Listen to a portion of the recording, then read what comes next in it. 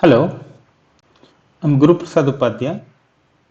In this lecture, we'll discuss more problems, some special problems of the calculus of variations, and how to solve geodesic curves or how to get the geodesic curves using calculus of variation. Here is one question. Find the curve passing through the points x1, y1 and x2, y2, which when rotated about x-axis gives a minimum surface area. That means one curve is there. If you rotate through about x-axis, that curve makes one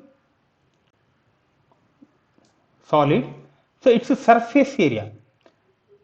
Find that curve, that surface area becomes minimum. Such a way make the curve, it joins the point x1, y1 and x2, y2. Surface area is nothing but integral x1 to x2 2 pi y into ds. See the logic here. 2 pi y. See, when you rotated about x-axis, y is that length. It becomes one circle. Circumference of the circle is 2 pi r. That means 2 pi y. And that circle from x1 to x2, it becomes surface. Therefore, the surface is nothing but integral x1 to x2 2 pi y ds, or ds is nothing but root 1 plus y dash square dx. We know that ds by dx is root 1 plus y dash square. Therefore, ds is replaced by root 1 plus y dash square into dx. Now, this is your surface area. The question here is, find the curve such that this surface area is minimum. To make this minimum, here f is nothing but, ignore this constant term, f is y into root 1 plus y dash square, and apply the Euler's equation for that f and solve it. So you will get the required curve. Now this f is y into root 1 plus y dash square is independent of x. There is no x here. Therefore, Euler equation becomes f minus y dash into dou f by dou y dash is constant. If it is independent of x, remember this. This is the formula of Euler equations. If f is independent of x. Dou f by dou y dash. How to differentiate f partially with respect to y dash? Y is constant. Square root of 1 plus y dash square is 1 by 2 root y dash square into derivative of y dash square is 2 y dash. Therefore, dou f by dou y dash is y into y dash by here square root of 1 plus y dash square with respect to f. So that is y dash by root 1 plus y dash square, 2 cancels, and into y dash is there. So it is y dash square by root 1 plus y dash square, and f is nothing but y into root 1 plus y dash square minus y dash into dou f by dou y dash equal to c. Once again I repeat, here y is constant. Root 1 plus y dash square derivative is 1 by 2 root 1 plus y dash square into derivative of y dash square is 2 y dash. Cancel 2. Y dash by root 1 plus y dash square into y is there. So y into y dash by root 1 plus y dash square, that is dou f by dou y dash multiplied by y dash. So it is y dash square by root 1 plus y dash square. So with minus sign. Now, so very simple, you can simplify this. Multiply first throughout by root 1 plus y dash square. Here it becomes y into 1 plus y dash square minus y dash square. Multiply throughout by root 1 plus y dash square. So y plus y dash square minus y dash square. Y dash square cancels, y remains. Y equal to c into root 1 plus y dash square. Y equal to c, y dash square cancels, y equal to c into root 1 plus y dash square. or root 1 plus y dash square is y by c, square both sides. 1 plus y dash square is y square by c square. Take one right side. Y dash square is root 1 plus here y dash square. Take one right side, y square by c square minus 1 or y square minus c square by c square, that is y dash square. Take square root, y dash becomes root y square minus c square by c. So this is your y dash. Y dash is nothing but dy by dx. Now separate the variables and integrate. Now dy by root y square minus c square equal to dx by c. Integrate. Remember the formula here, it is cos hyperbolic inverse y by c. How we got the integration of dy by root y square minus c square, that is cos hyperbolic inverse y by c, because if I substitute y is c sin hyperbolic theta, see here y is c sin hyperbolic theta, y square becomes c square sin hyperbolic square theta minus c square. Take c square outside, it becomes c root sin hyperbolic square theta minus 1. And we have one formula. In trigonometric formula, cos square theta plus sin square theta is 1. In hyperbolic function, cos hyperbolic square theta minus sin hyperbolic square theta is 1. Therefore, cos hyperbolic square theta is 1 plus sin hyperbolic square theta, or sin hyperbolic square theta is cos hyperbolic square theta minus 1. Now, if I substitute y is cos hyperbolic, so not sin, cos hyperbolic theta, y is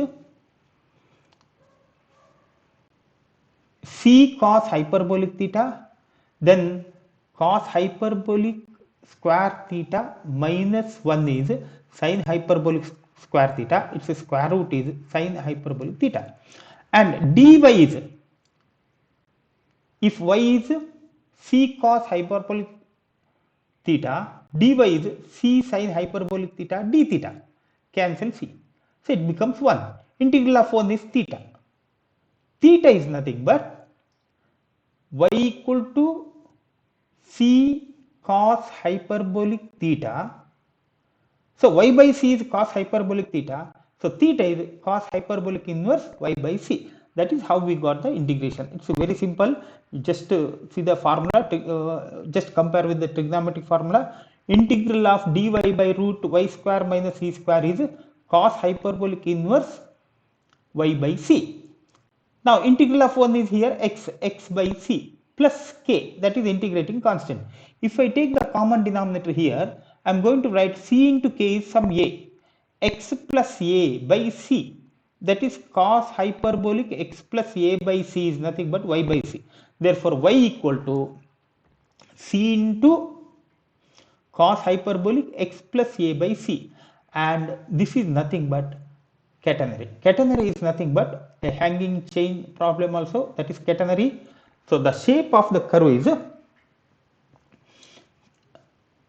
it is like a heavy chain is hanging on the in the two fixed endpoints. Okay, so that is called catenary function or curve.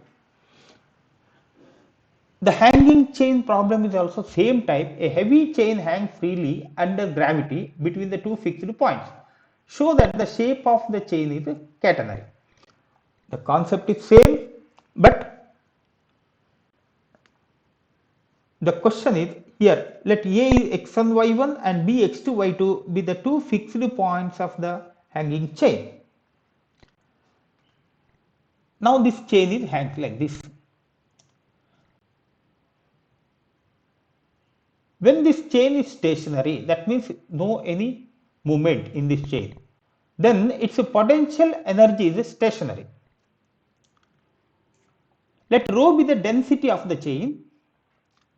You know what is meant by density? The potential energy of the chain is rho into g, gravitational force, into y, this length from the ground, that is y, into this length of the arc, that is ds, from x1 to x2. This is potential energy of the chain. And if I substitute ds is root 1 plus y dash square into dx.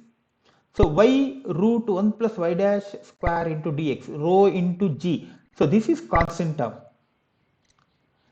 Now this potential energy is stationary. We are going to find the functional f is function, that is y into root 1 plus y dash square. It is similar to the previous question, that is surface area. Here f is y into root 1 plus y dash square independent of x. F minus y dash into dou x by dou y dash is c constant. If it is independent of x, this is your Euler equations, and we already solved the same type. So simplified, final, you get the same answer. Cos hyperbolic inverse y by c, that is x equal to x by c plus k, everything is same. Y equal to c cos hyperbolic x plus a by c, and this shape is called catenary, shape of the curve y, that is catenary. So one example of that catenary shape is heavy cable, electric cable hanging.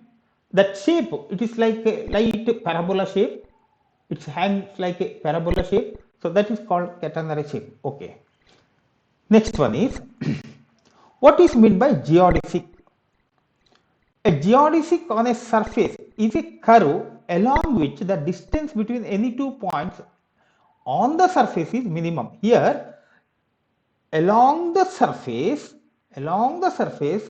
take one curve, and distance between any two points is minimum. Then that the curve is called, the curve must be in the same surface, and if the distance is minimum, then that curve is called geodesic. That is definition of the geodesic on a surface. One example that we already discussed the same problem, show that the geodesic on a plane or straight line, it is nothing but take any 2 points on the straight line and you are going to find the curve such that distance between the 2 points is minimum. So it is nothing but shortest distance between any 2 points on the plane.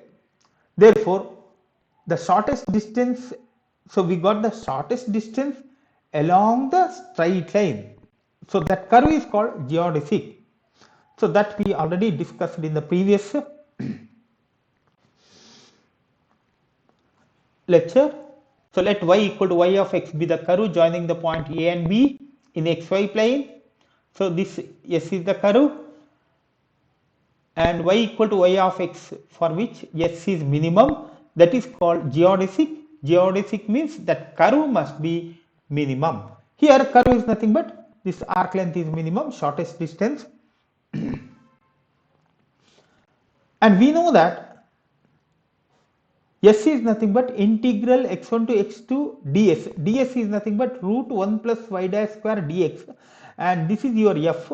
F is independent of x and y, and hence Euler equation becomes y double dash is 0, and integrating y dash is m, again integrate y equal to mx plus c. So this is straight line. This is required geodesic on the plane. Okay.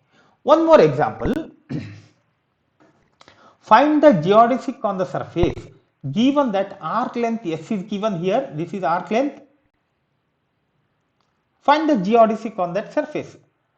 Geodesic is nothing but this arc length of that arc is must be minimum, that we know. So S is minimum, then you get the geodesic. The shortest distance between any 2 points is along that curve is, that is minimum.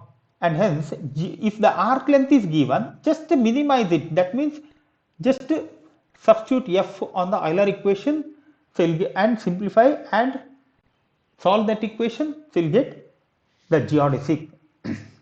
Here A geodesic on a surface is the curve along which the distance between any two points on the surface is minimum. Therefore, this S is minimum means the f root x into 1 plus y dash square. This satisfies Euler's equation, and clearly it is independent of y. No y is here. When you substitute in the first Euler equation, dou f by dou y dash becomes c constant, because dou f by dou y is 0. First part is 0. D by dx of dou f by dou y dash is 0. Therefore, dou f by dou y dash is constant. Now f is here. Just differentiate partially with respect to y dash and equate into c, constant c. Now here root x is constant, just keep outside root x. Now root 1 plus y dash square derivative is 1 by 2 root 1 plus y dash square into 2 y dash. So cancel 2. So y dash into root x by root 1 plus y dash square equal to c, constant. This is dou f by dou y dash. Now just square this and rearrange. Y dash square by 1 plus y dash square is c square by x. C square by x. Take the reciprocal. 1 plus y dash square by y dash square is x by c square. 1 plus y dash square by y dash square is nothing but 1 by y dash square plus 1. Take 1 right side. So 1 by y dash square is x by c square minus 1, or x minus c square by c square. X minus c square by c square. Again you take the reciprocal. Y dash square becomes c square by x minus c square. First simplify this and take the reciprocal. Then you take the square root. Y dash becomes c by root x minus c square. Y dash is nothing but dy by dx. Separate the variables and integrate. You will get the solution. So dy equal to c by root x minus c square into dx. Integral of dy is y, and we know that derivative of root x is 1 by 2 root x. 1 by root x integration is 2 root x. Therefore, it is 2 root x minus c square. Here c is there, so 2c root x minus c square plus some integrating constant k. So this is your required geodesic. If the arc length is S is this. Okay, if the arc length is given, just solve it, you will get the geodesic.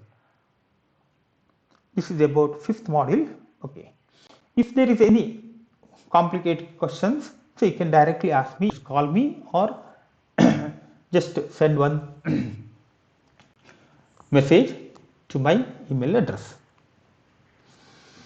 Thank you for listening.